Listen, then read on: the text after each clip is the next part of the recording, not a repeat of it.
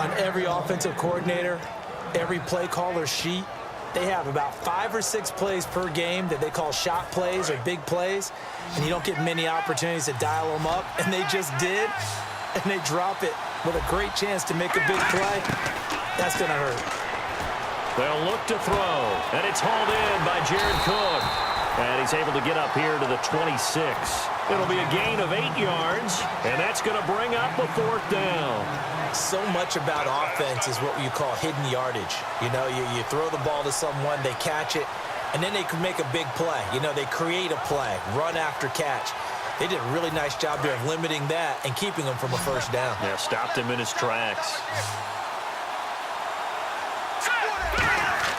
They're indeed going for it as they look to throw.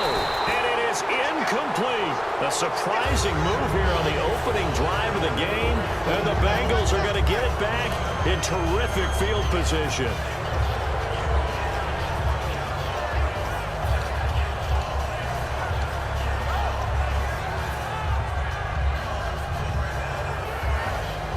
And they'll start this drive with very good field position. The one running back is Gurley. He'll get the football here. And this defense feeling the encouragement. They stop him at the line of scrimmage on the first play of the afternoon.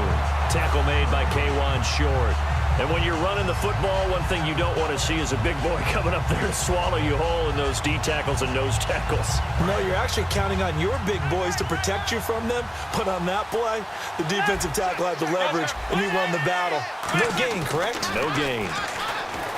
Now Romo. Got a man over the middle. It's Williams. And he'll take this into the end zone for a Bengal TD. Terrence Williams, 25 yards for the touchdown. And the Bengals are going to take a first-quarter lead. And he's got it to make it 7-0 Bengals.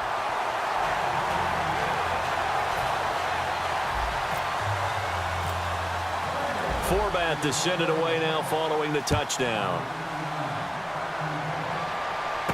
Fielded about a yard deep. And his guys will get the football right at the 20-yard line. Now the Saints offense, they get ready to go back to work here. And last time out, went for it on 4th down, turned it over, gave them great field position, turned it to 6 points, so they've got to recover here, Charles. It's amazing what one decision can do in the chain of events, right? The decision to go for it on 4th down. Caused all of that. It caused every bit of it, but it showed confidence. Hey, I've got confidence in you guys. Go pick it up for them. Didn't happen. Also showed confidence in the defense. They didn't pick up their end of the bargain, so now they've got to come back out and start over and rebuild that confidence. And he gets this one just shy of the 40. They'll mark him down at the 39. And there's a completion to the tight end, and look at the size of these players nowadays. At that spot, 6'4", 6'5", and up. A lot of guys used to be basketball players, somehow came back to football, and that's really good for the game of football. You're getting better athleticism, great hand-eye coordination, guys who know how to control their bodies when they run their routes. And it's brought in by Eric Decker. And he's brought down after a good gain. He got 29 yards that time. A nice job there, Charles. They picked up the blitz, were able to complete the pass. That had the total feel of a quarterback in control. Red blitz, got him into the right protection scheme, so he doesn't get hit back there. He's got a chance to step up with supreme confidence and deliver it downfield for a nice completion. And nearly picked it off. He had a chance to come down with that in the end zone, but it'll wind up just being incomplete. Not only did they drop what looked like an interception in the end zone, they blew a golden opportunity to shift the momentum. So they're still at the original line of scrimmage here. 2nd down and 10.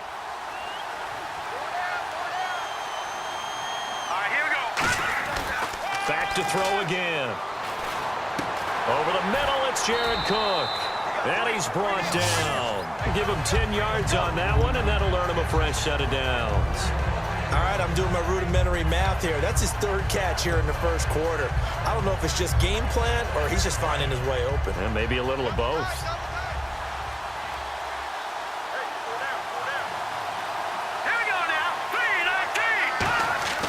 They'll look to throw here on 1st down. This will be caught inside the 10. And he's brought down after a good gain. A good 20 yards. I know exactly what's going to be said about that play from the defensive perspective. What's that? That's why I tell all you guys we need more than one tackler to the ball. He broke the first tackle. Luckily enough, there were more people there to get him down. They'll stick with the passing game as he looks to throw. That's caught at the 1. Nothing on that one. It'll be second down. Pass complete, but no gain. No yards. Yeah. So you file that as unsuccessful.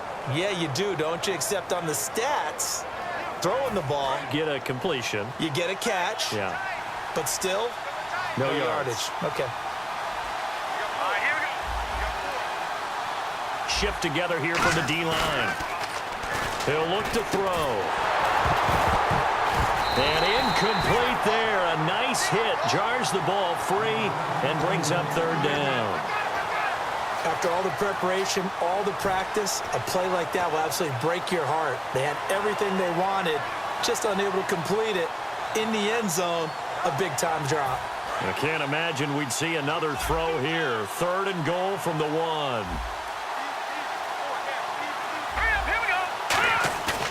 They'll look to throw again. And this is going to be incomplete. Jared Cook, the tight end, was the target. Now fourth down. On 3rd and 1, I think everyone in the stadium thought they'd try and run the football there, but they tried to surprise the defense and hit something through the air. Instead, it results in an incompletion. The offense is staying out there. Here we go on 4th and goal from the 1.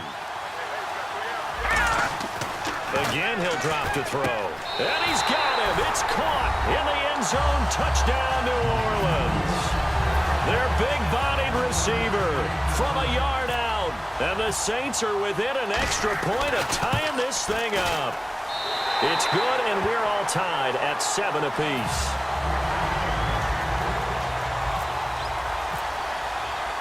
So a tie ball game here as the kick's away. This is fielded a couple yards deep.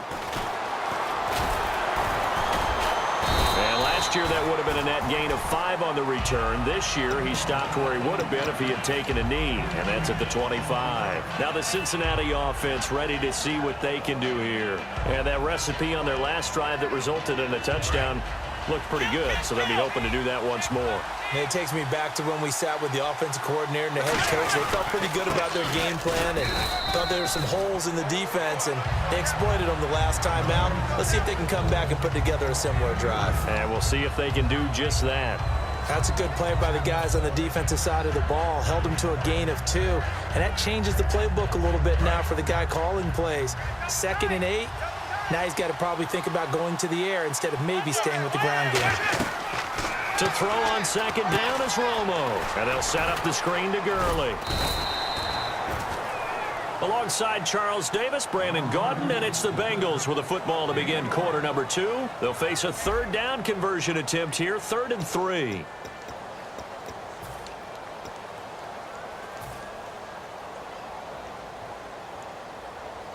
Still in search of the 1st down after that last completion. They'll try and pick up the first with Gurley. And he will have 1st down yardage as he's brought down at the 41. It's a 9-yard gain, and it keeps the drive moving. On 3rd down, that's a good job of situational football and understanding where the 1st down marker was and getting there. 1st down and 10 now for the offensive group. Gurley again here on 1st down. And he's going to bull his way forward to the 48. 7 yards on the pickup there, and it'll leave him with a 2nd and 3. Some runs are blocked so well, you almost forget that someone has to carry the ball to gain the yardage. The leverage by the offensive line to create space up front, really well done.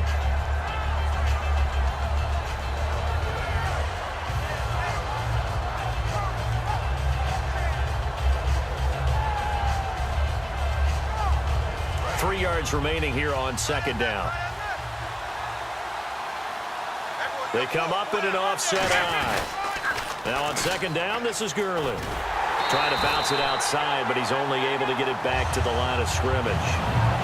They'll lose a yard, and it brings up 3rd. You have to give big-time credit to the cornerback on that play. Most of them like to just sit back and say, I'm playing pass. But he diagnosed that play so fast and got into the backfield for a loss of yardage. That's a monster play by a corner.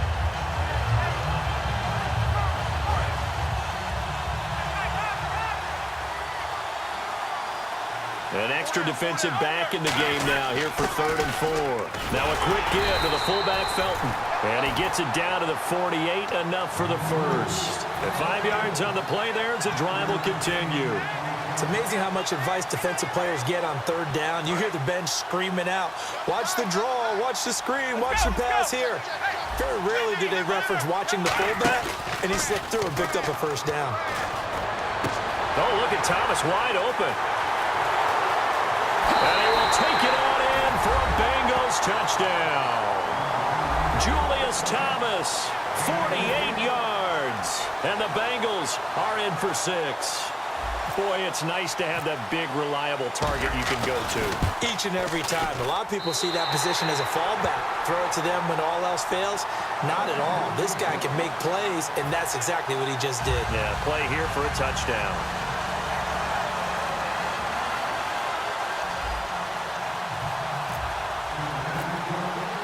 Forbat to send it away now following the touchdown.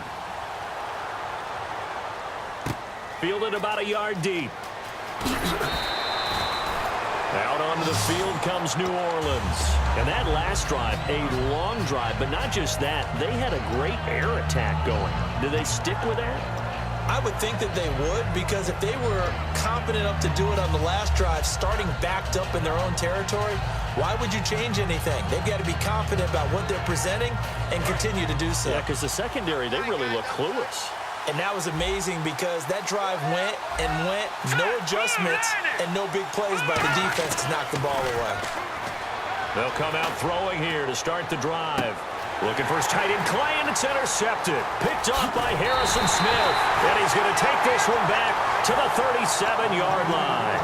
So now the Bengal offensive unit back out onto the field. And they will simply, Charles, be looking to duplicate what they did last drive when they were able to push it in for 6.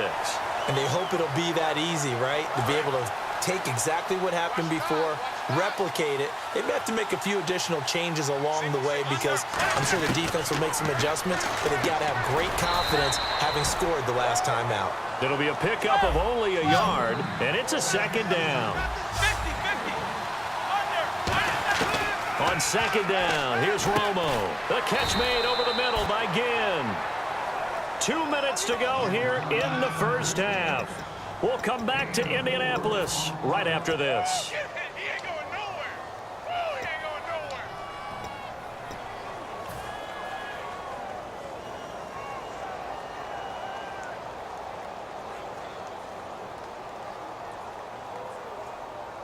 They had great starting position to begin the drive, but now they look up at a 3rd and 5.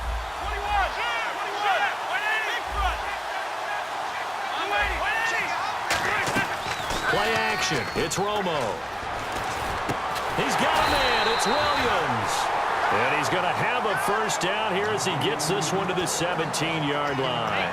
And fits the exact right word. Over the middle, there's almost always traffic, so anytime you're a receiver in that area, you're not just focused on catching the football.